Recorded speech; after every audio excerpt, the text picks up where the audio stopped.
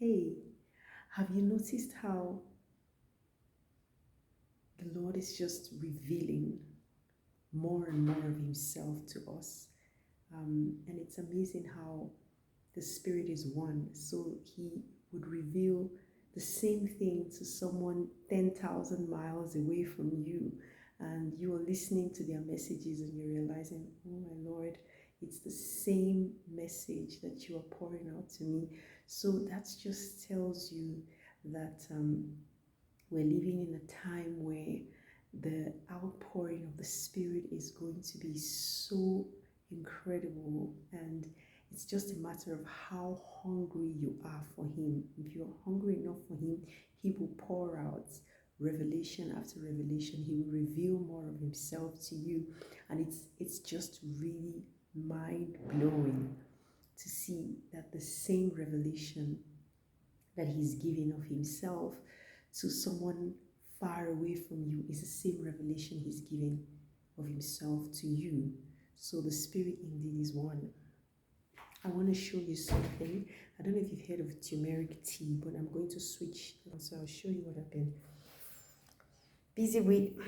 Just trying to make turmeric tea. I've got guacamole. It's kind of turned a little bit brownish, but I have some biscuits that I just dip in, and I have that. But what I do with turmeric is that I have this natural tea there. It's a mix of masala, chai, and turmeric, and then I like the turmeric powder, so I'm gonna put. I like it a lot. You can put one. I think 1 teaspoon should be enough for most people, but I put 2 full spoons, and then I have my honey. I should try and open here.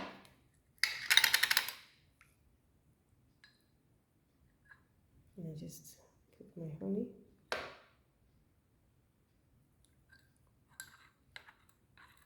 And if you just have this tea every day, and turmeric is a fantastic anti-inflammatory and a fantastic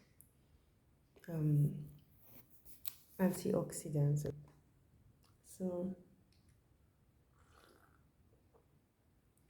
you just have to be careful of your teeth. Can color your teeth and also your mug. But I want to show you something here. I'm just trying to move the camera a bit.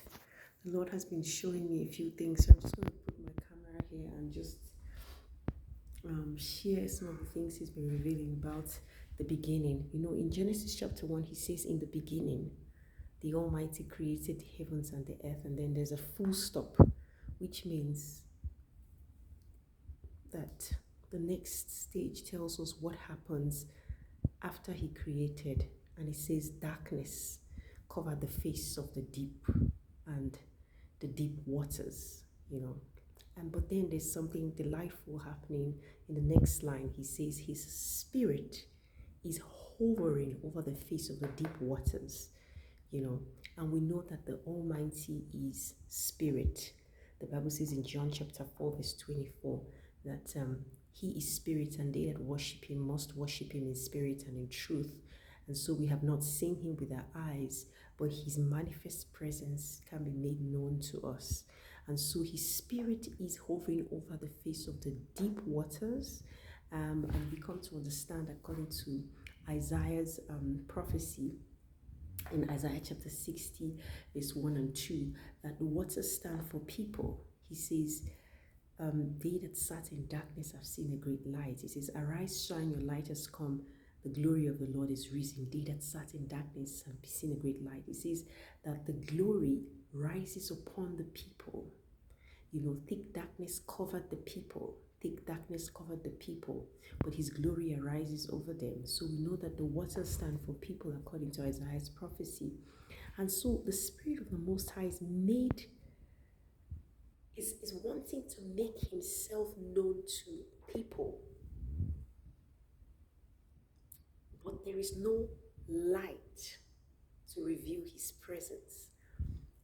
The reason why I put this there is because the Lord said to me, waters are reflective. In Proverbs chapter 27, verse 19, it says, water reflects the face. And so if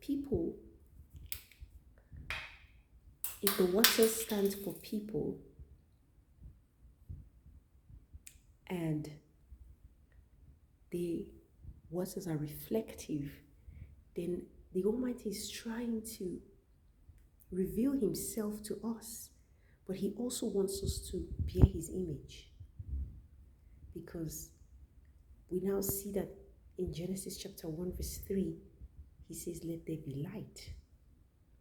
But we know, according to the book of 1 John, he says, in the book of 1 John, let's just get that scripture, 1 John chapter 1 verse 5, he says that the Almighty is light, and in him there is no darkness at all.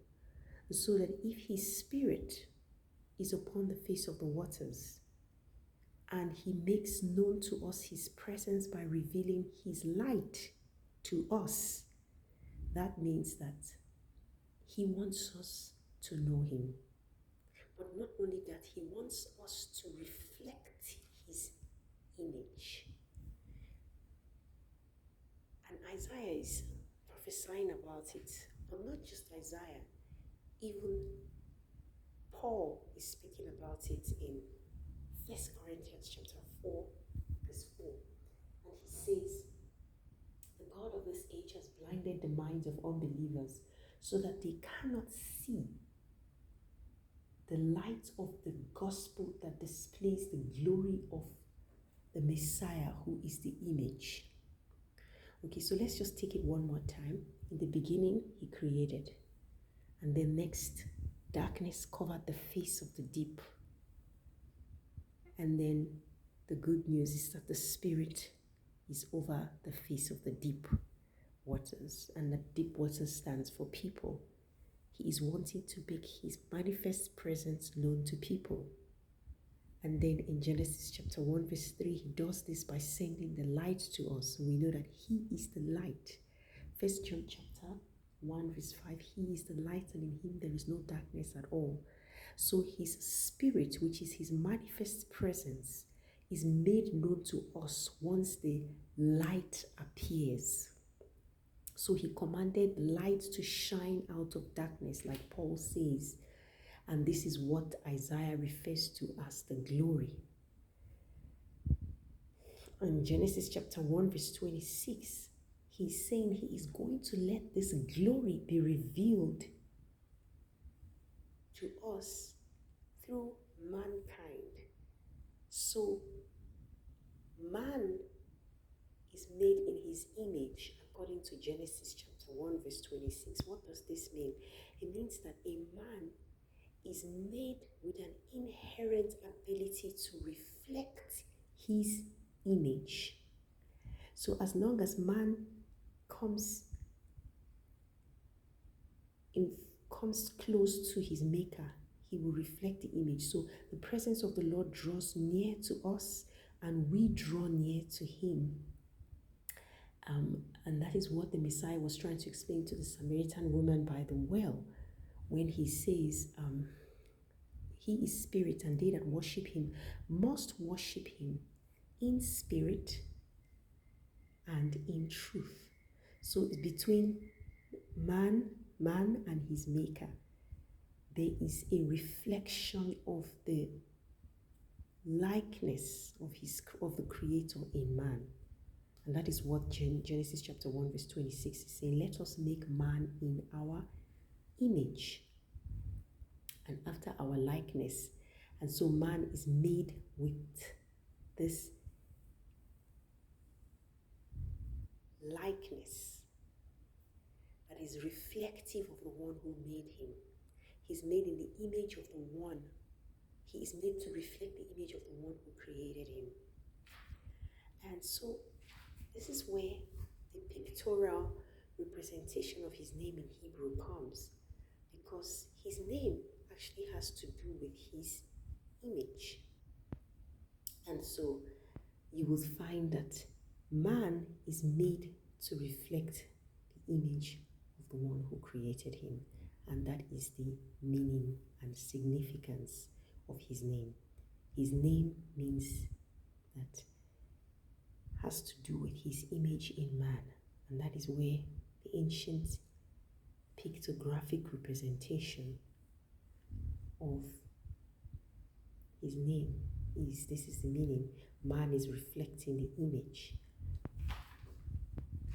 But it doesn't just stop there, because in verse 27 it says, in his image he created them, male and female he created them. And this is where, just take this away, Adam was created in the likeness of his creator. And also Eve is also created in the likeness of a creator, but from man. So she is taken from man, who is in the image of his creator. And so she's also in the image of the creator, but through the man. So both of them end up bearing the name, which is the image. One is bearing the image through sonship, and the other is bearing the image through marriage. But this falls apart in Genesis because of what the serpent does. The serpent cannot distort the relationship between man and his maker directly, so he goes through the woman and he tries to put enmity between the woman and her maker. He says to her, did he not tell you that you will not really die when you eat the fruit? Your eyes will be open. So he messes with this relationship that Eve, who is the woman, has with her maker. But also he also messes with this relationship that the woman has with her husband. Because now there's a blame game going on. The man says, it's the woman you gave me. And so there's a tension between them. And that is how the enemy works. He puts division. You know, there are so many ways that he works. One of the ways is to put, take out my finger. One of the ways is to put darkness, is to bring darkness, so that the glory is not seen, so that the image is not seen. That's why Isaiah is saying in his prophecy that they that sat in darkness. So one of the ways the enemy works is to put a shroud over the faces of people. And Paul is describing it in 2 Corinthians. Sorry, did I say 1 Corinthians? I mean 2 Corinthians. In 2 Corinthians chapter 4, verse 4, he says, the God of this age has blinded darkness, has blinded the minds of believers. So he puts darkness by blinding the mind.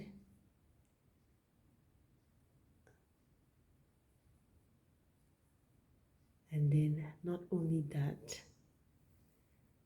does he blind the mind, he causes a separation, a rift between man and his maker. And when he cannot do that, he will come through the marriage, and he will come through relationships.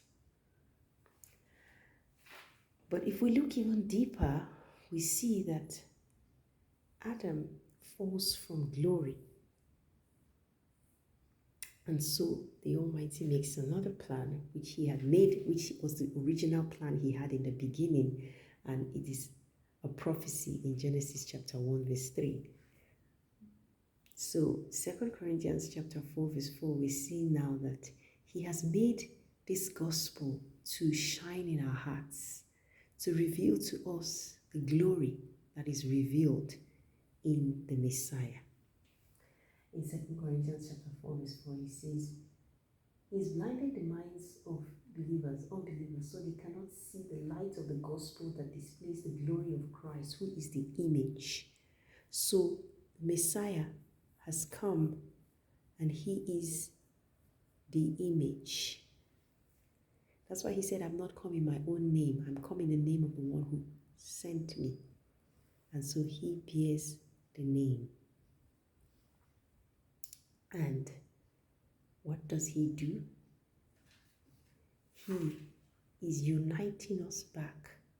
He is mending this relationship that was broken between man and his maker, and mending this relationship that was broken between man and the woman. Now, if you look, you find that the man bears the name through sonship. And that is where the promise of sonship comes through the lineage of Abraham. Because Abraham is promised that through his seed, through his loins, the Son will come, who is the image. But not only that, he says his seed will inherit the earth. So Abraham begins a lineage of sonship. Abraham begins a lineage of sonship through Isaac, through Ishmael, through Keturah's sons. But the seed, the promise of the Messiah who would branch out of sonship, not branch out of sonship, but he will branch out of his lineage to go and marry back this woman who was estranged from her husband. And so that we see that the Messiah actually goes and marries the church. That's why he calls the church his wife. Because what he did was, by his blood, he paid for this sin that was committed, that broke this relationship. And he has brought us back to him so that we can bear the name once again through marriage. And that is why the book of Revelations mentions the marriage supper of the Lamb. Because what's happening here is that the Son is going to marry the woman again to himself. But also there will also be a lineage of sonship. That's why he calls them his brothers. Those who are also of Abrahamic lineage are called the brothers. He says, these brothers and sisters of mine. So that we can now be partakers of one covenant. And together we can bear the image and likeness of the Creator. It's a mouthful. It really is a mouthful, I know. But someone has to, we all have to come into that knowledge, and he's bringing us into it. And it might not make sense immediately, but if we press in, he keeps revealing to us, to everyone, because we were previously not aware of so many things, and that is because we sat in darkness, but now his glorious light is shining. But you know what I want to do next time? I want to explain Zephaniah chapter 3 verse 9, when he talks about restoring a pure language so that the people will know his name. Because the sons of Abraham are scattered all over the world, but there is a particular lineage from Abraham that speak a language that explains, that further explains the Bible. And that language is ancient, but also holds the key to unlocking the mysteries that we need to know as he reveals, because we can't know everything, but we know in part as he reveals in part. All right, stay blessed.